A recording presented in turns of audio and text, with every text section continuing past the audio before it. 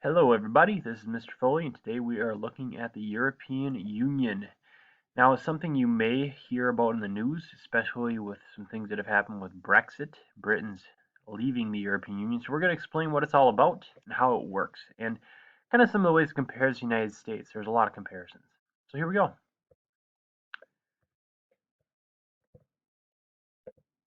To begin with, the European Union is a supranational organization. What does that mean? Well, it means that it's a government that has ruling power over countries that are a part of it. So, for example, when Germany becomes a part of the European Union, they agree that they will accept the laws of this government, that it is more powerful than they are. U.S. example would be state government. State government accepts that the U.S. government is more powerful than it is.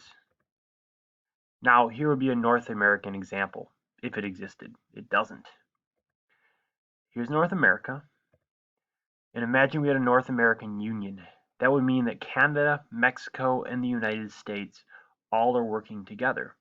Now, each of those countries would have a vote in certain decisions, and whichever ones have a majority, they would win.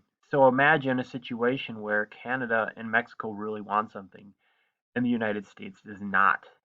If Canada and Mexico had more votes than us, their decision would win, and we would have to follow it. And in some situations, that's good, majority rules. In other situations, that's pretty hard.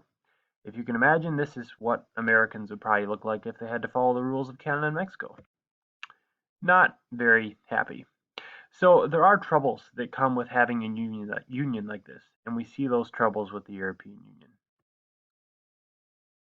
So there's 27 member nations. The United Kingdom was one of those nations, but has left in this past year. So some of the problems that were happening in Europe that led to the EU. The first problem we have is different currencies. Each country in Europe had its own currency, and as you can imagine, this was a major problem. Going to another country would mean changing currencies. So when I looked at a map, for example, if I was going to travel from Spain to Russia, there's 6 different currencies, 6 different countries I go through, and so in each country I may need a different currency, which would be a major problem. If you think about the United States, that'd be like having a different currency for each state. So, as many people go to Minnesota, that'd be like having a different currency for Minnesota and Wisconsin. And so if you worked in Minnesota, you'd be paid in Minnesota money, but then you'd need to transfer it to Wisconsin money. And you need to keep some in Minnesota money because you probably buy some things in Minnesota. That would be very difficult. The only good thing would be maybe what our money could look like.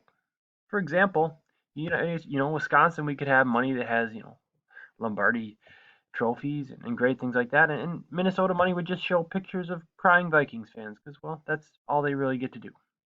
But it's very difficult when you have to switch money, and Europe was having a hard time with that. It made trade difficult, it made travel difficult, and they didn't want that. So they had to find a solution. Now, the second problem was tariffs. Tariff is a reduced trade between countries, and basically it's a tax on imported goods. If Germany is buying goods from France, let's say automobiles. Germany's known for automobiles. They want more German automobiles purchased in Germany than France. So they may put a tax on French cars so that more people buy cars from Germany instead. So it encourages people to purchase from your country and not others, but it can also lead to some fights between nations. For example, imagine that the United States can create a TV for $475, but Japan can create it for 450. Now we know that a lot of people are just going to buy the Japanese TV. So what the United States might do is say, all right, we're going to put a $50 tariff tax on this Japanese TV. Well, now it costs 500.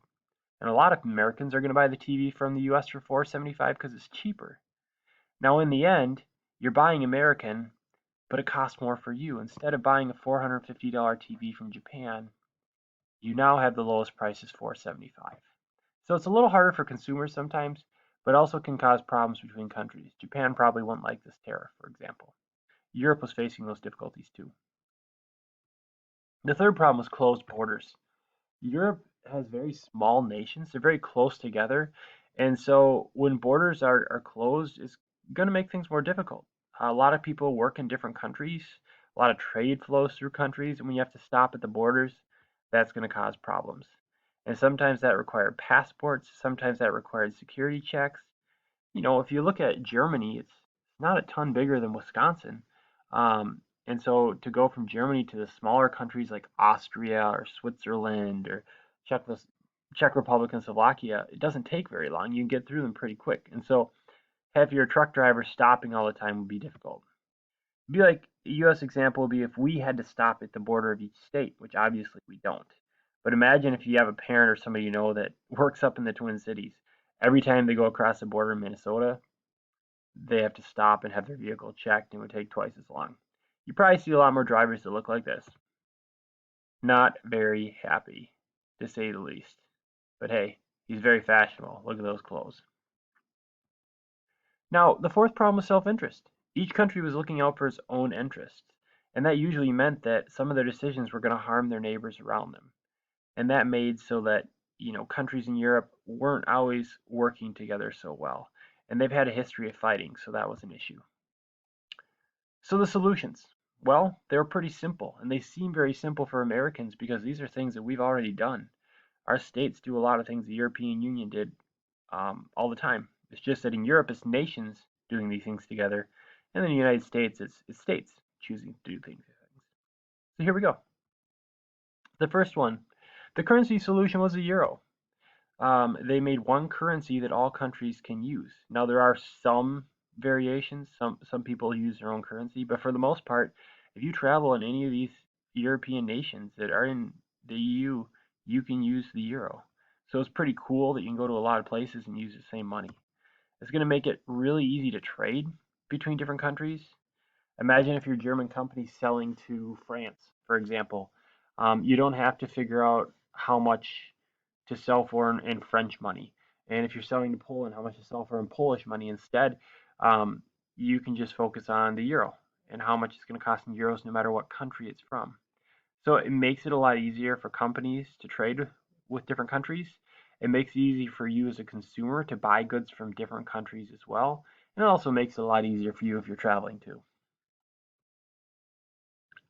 Our example is the dollar. We have the dollar, and that makes things a lot easier than if each state would have their own money. Now, the next one is removing tariffs. They had a problem with them, so they got rid of them. And it's going to do a lot of things. Number one, it's going to reduce the prices of goods and increases choices for consumers. Consumers now don't have to buy a car from their own country. They can buy it from another country if that country's, makes better vehicles, something like that. So you have more trade between nations. And this is a big point because in the past, there's been a lot of problems between European nations, and more trade can decrease the likelihood of war. For example, France and Germany, World War I, World War II, they're at each other's throats. And so having something like this, that could definitely make it so they're less likely to fight because, well, people that trade with one another usually have self-interest in not fighting. So that's what you have. And I don't know what this guy's about, but I really liked him, so I left him in the picture. So the next one, having these closed borders is a problem. Well, opening the borders up for trade and transportation, that makes things a lot easier. Imagine being a trucker going between all these different countries. I mean, if you're in France here and you're going through Germany, Czech Republic, Slovakia, and Romania, before you'd have to stop at every border. Well, now you can go all the way through. The borders are open, it makes it a lot easier for trade, transportation, and those kind of things. So that's nice. It's a lot easier for travel too. A lot of Europeans do decide to travel, and so this is nice for that. I mean, if I lived in Austria, this country that's circled here, for example, I could go up to, I could go, whoop, wrong way. I could go to Germany, get some good bratwurst, go over to France, get some French bread, go down to Italy for some spaghetti. You could travel all over and you don't have to worry about stopping in between different nations. That's a pretty cool thing to be able to do. The next one is joint solutions. European countries are working together to figure out solutions together. And it's not as much about what's good for my country, it's what's good for the European Union as a whole. And that helps everybody out in the long run to see things from a bigger perspective. And that's going to lead to less fighting too. They can work together on a lot of issues. Issues like pollution in their countries, issues like medical care and how they can improve it, or things such as providing more renewable energy sources. And so they get to work together on those things, much like US states work together in the United States. And lastly, they have a joint trade bloc. Europe is seen as one trade partner because the reality is a country like Slovakia, probably not a whole lot of places in the world that are saying, hey, let's go trade with Slovakia. No offense, Slovakia, or if you're Slovakian. But when you have all these countries together, a country like Japan, for example, if they're going to trade with Europe, they're trading with the European Union. And so maybe they mainly want to trade with larger companies like Germany or France. But Slovakia also has the rights to trade with them too, because they're part of that European Union. And so it helps some of the smaller countries, but it also makes them a bigger market.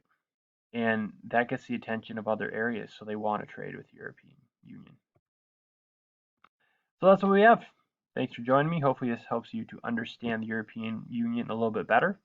And as always, feel free to ask your teachers if you have any questions.